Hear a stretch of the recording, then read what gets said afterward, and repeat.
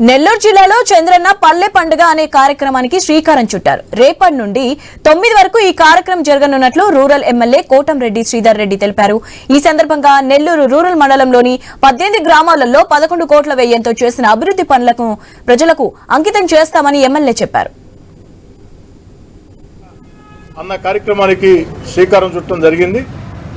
ఈ నెల 6, 7, 8, 9 తేదీల్లో జరిగే చంద్రన్న పల్లె పండుగ సందర్భంగా నెల్లూరు రూరల్ మండలంలో 18 గ్రామాల్లో 11 కోట్ల రూపాయల వ్యయంతో చేసిన అభివృద్ధి పనులు ప్రజలకి అంకితం చేయడం జరుగుతుంది.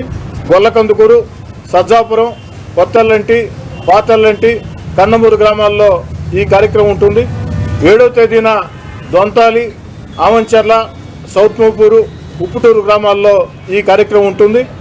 8వ తారీఖున మాదరాజుగూడూరు, కలివెలపాలెం, కాకుపల్లి, పెనవర్తి గ్రామాల్లో ఈ కార్యక్రమం ఉంటుంది.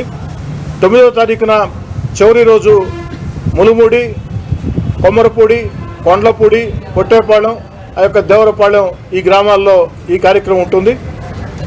చంద్రన్న